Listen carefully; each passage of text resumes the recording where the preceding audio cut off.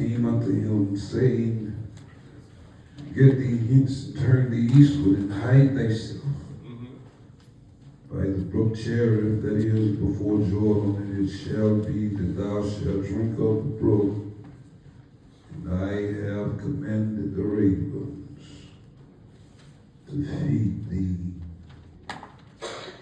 there.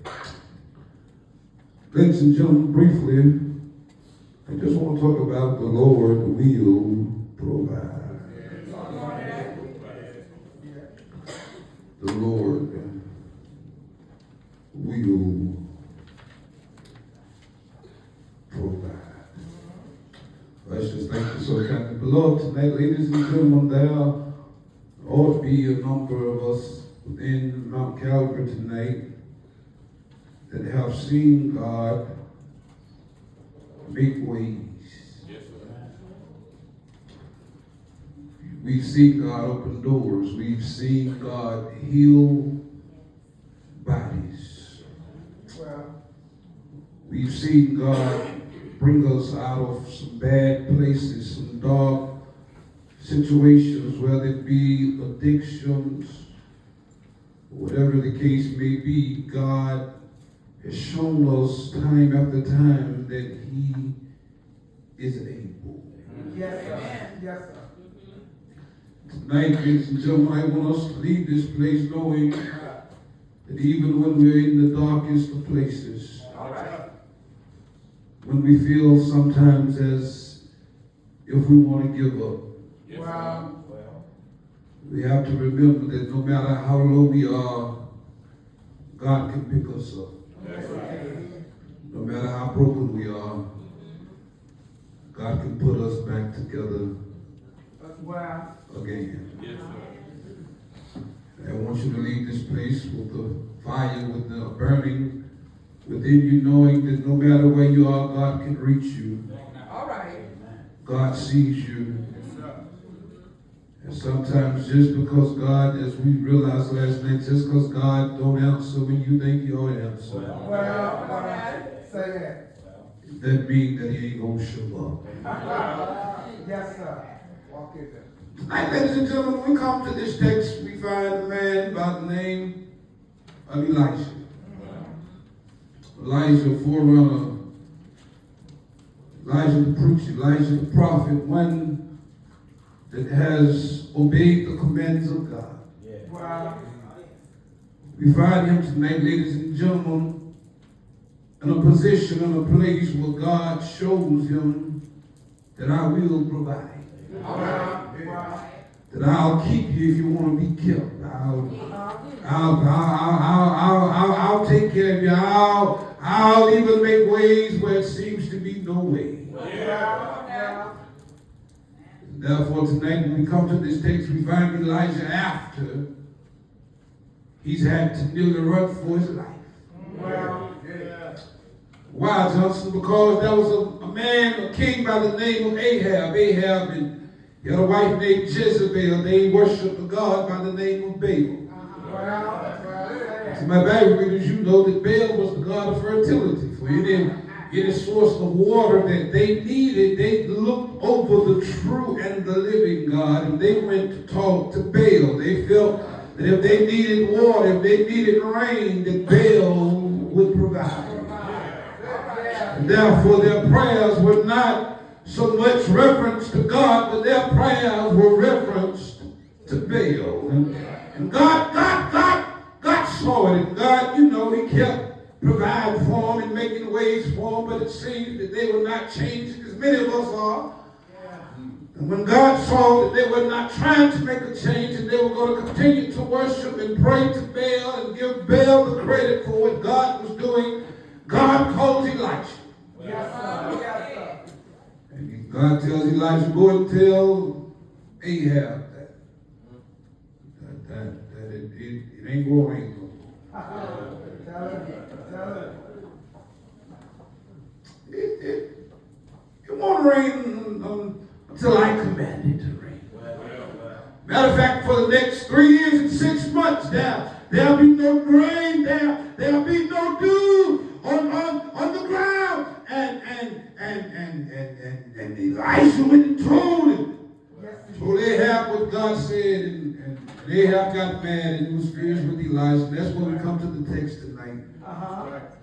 Because even when Ahab was ready to kill Elisha for what God said. Yes, sir. Preachers, ain't it funny sometimes we can give a word from the Lord. Sometimes folk like it, sometimes folk don't. But don't get mad with Douglas. Don't get mad with the preacher.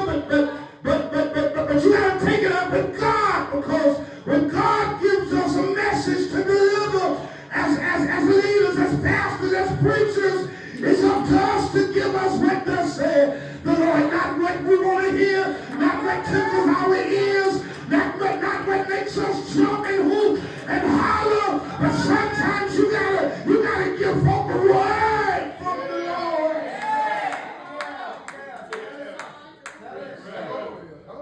Because every sermon ain't gonna make you jump. Some sermons I preach, it cuts me going and coming.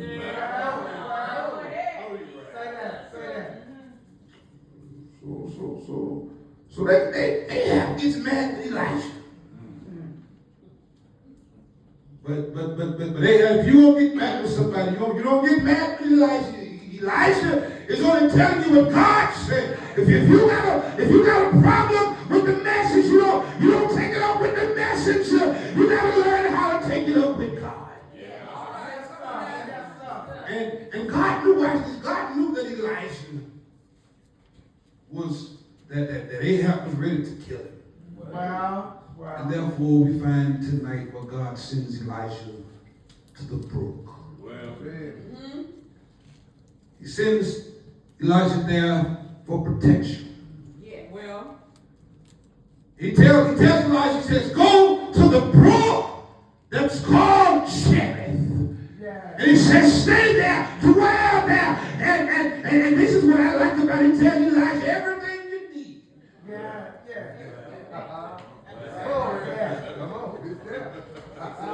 It's going to be right there at the brook. I'll provide for you in a season in your life where it seems that there's not much there. There's not much going on. Is there anybody in Mount Calvary? Have you ever been in a season in your life where you didn't have much, but God took a little bit and he made a way out of nowhere? I want to talk to the folk that been there.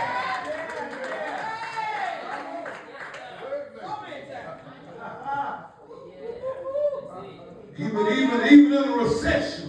Yes, sir. Come on, guys. You still ain't good. Yes, sir. You still wrong good. Look how gas has skyrocketed. But thanks be to God, some of us complain about the gas. But there's another group of us that thank God for providing for us, even with the rise of prices. Because God, even though gas $4 a gallon, you still making a way.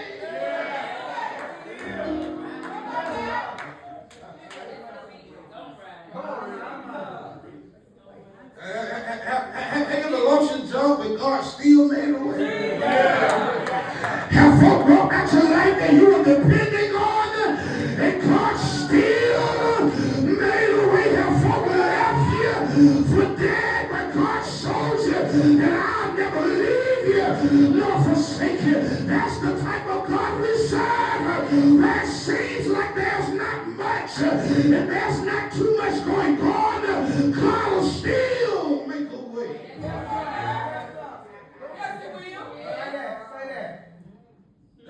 That's where Elisha is. He's at the brook. There are no people around him. Wow. He's stationed there, and God says to Elisha, he said, listen, just stay here. He said, I'll provide for you. Everything you need, it's going to be there. Yes, sir. Yes, sir. I watched this. He said, I've commanded the raven to bring you bread and flesh in the morning. And then they'll turn around and bring it again in the evening. And if you need some water, if you need something to drink, just go to the brook. Yeah. All you got to do, just stay there. Stay there. What I discovered tonight, ladies and gentlemen, some of us, this is where we mess up. When God tells us to stay in a place, and many times some of us we don't want to stay. We want to move. We want to do what we want to do. We want to have our agenda. God, I know what you said, but this is what I want to do. And then you wonder why all hell breaks loose in your life. Then you wonder why you can't never get ahead, because God never told you to move. God told you to stay there. You may not understand it. It may seem crazy to you, but you gotta learn how to listen to the words of God. If God tells me to stay, then I need to stay.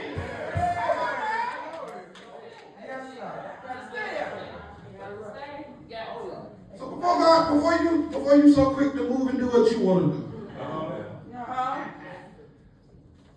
you need to consult with God.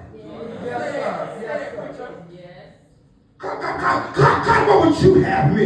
I want to leave, but do you want me to leave? Yes, sir. Yes, sir.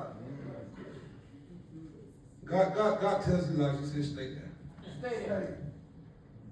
And he says, the raven will take care of you in the morning, they'll take care of you in the evening, and you'll drink from the brook. Elijah did that every day. Watch this. Ahab looking for him, ready to kill him.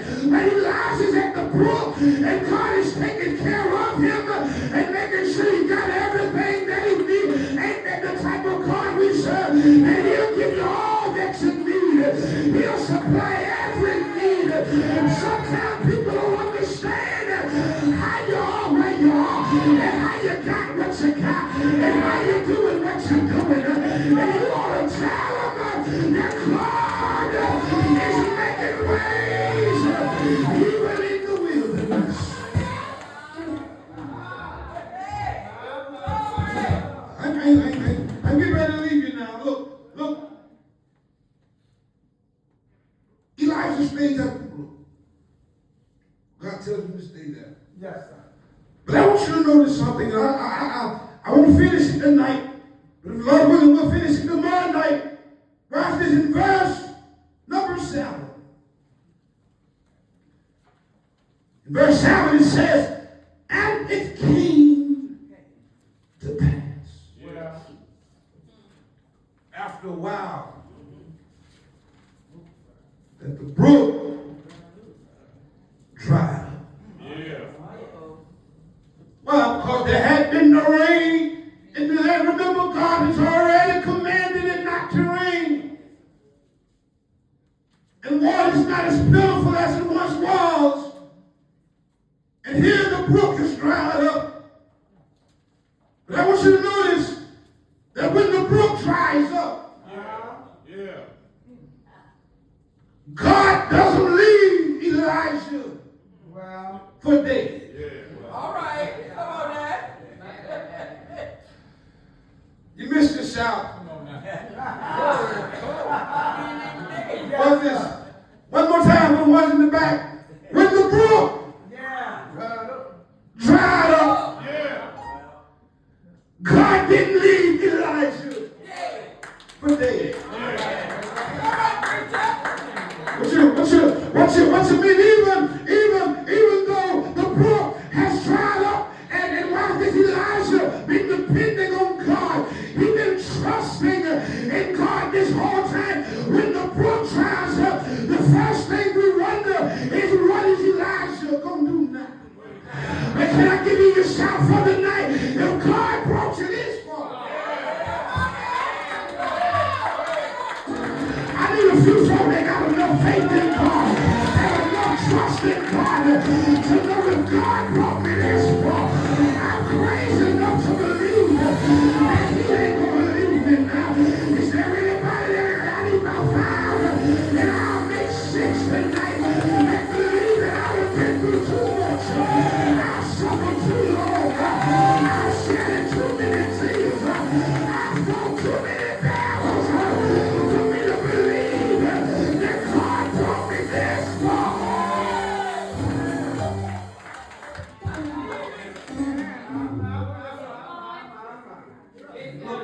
Y'all gonna sit down, y'all sit down, sit down.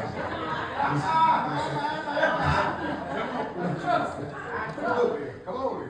Look. When the brook dries up, I want you to see it for yourself. In verse 8, and it says, and the word of the Lord came unto him, saying, arise. Get thee to Zarephath, which belongeth to Zion. And he says, and dwell there. Behold, I have commanded a widow woman there to sustain thee. This is it. I'm out of here tonight, ladies and gentlemen. After God has allowed the brook to dry up, he reassures Elijah that I've already worked it out.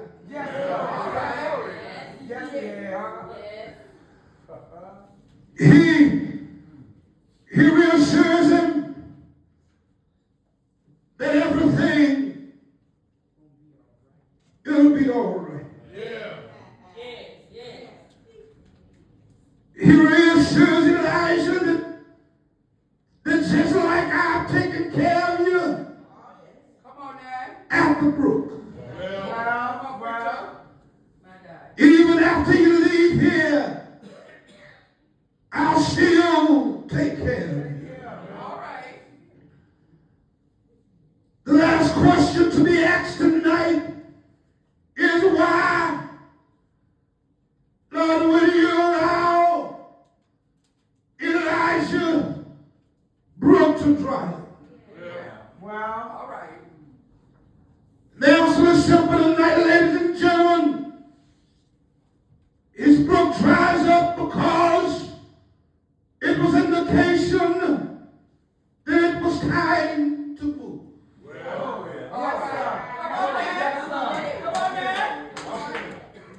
Can I tell you tonight, brothers and sisters, sometimes when we don't have sense enough to move ourselves, God will allow some brooks to dry up in our life. Sometimes when God needs us to move, He will allow things to happen. Not because we've been so bad. Not because it's punishment. But sometimes it's an indication that I got something better for you. Is there anybody in my Calvary tonight? That's grateful even when your brook dries up. To know that even when I'm down to nothing,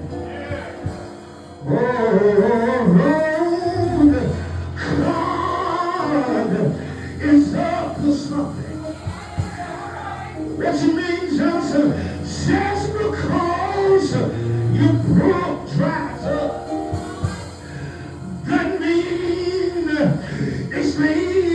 road. Just because your brook dries up doesn't mean that God doesn't have a plan for your life. Now, the brook dries up because there's another season in Elijah's life. And the brook is not Elijah's final destination.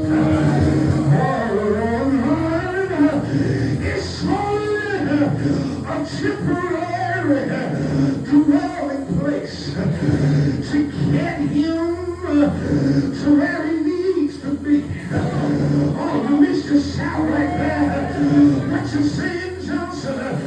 Just because God closes one door, it does not mean that it's all over. I wish I had a few folk in here that believe the word of God, that eyes have not seen, ears have not heard, neither has it entered into the hearts of men what God has in store for me. Can I get somebody, can I get a few of y'all that can tell God thank you for my dry throat? Thank you for the losses I took. Thank you for the hard times, because even when my brook dried up, God made a way. Can I get a witness? That's all I came to tell you, that even when the brook dried up, even when you lost your job, even when it seemed like the doors of progress were closed in your face, I got a word for you. Be not dismayed. Whatever besides you, God will take care of you. True men of favor tonight. Tell your neighbor, God will take care of you. I need a few folk that can be a witness that even when the brook dried up, God, He made ways. God opened doors. Tell somebody He's a way maker and a miracle worker. He is. I wish I had somebody to know God. He will provide on the mountaintop, in the valley, at the brook, and even in Lazarus. That's all I came to tell you. God told Elijah, even though the brook dried up, He said, don't worry about it. He said, 'cause while you trying to figure it out, I already. Oh, so can I get a witness? Tell somebody, while you're trying to figure it out, God already worked it out. He done made a way. You worried about tomorrow, but I know a man who holds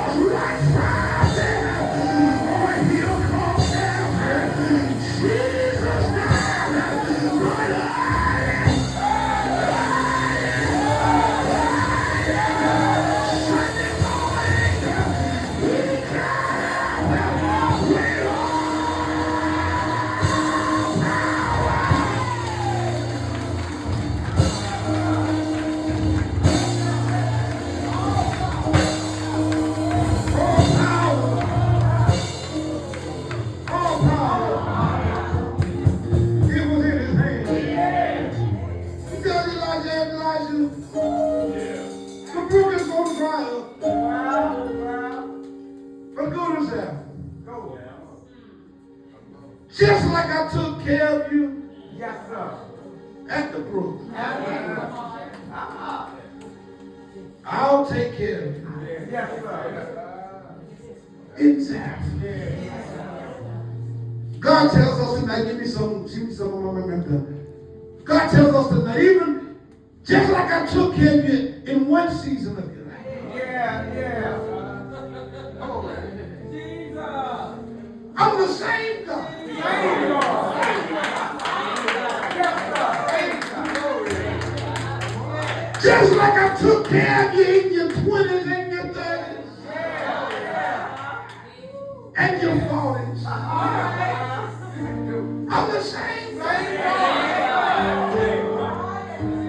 Just like I took care of you when you were at one place. I says, I'm coming. And I've changed now. Wherever you go, he's still God. No matter whatever the situation is, he's still God.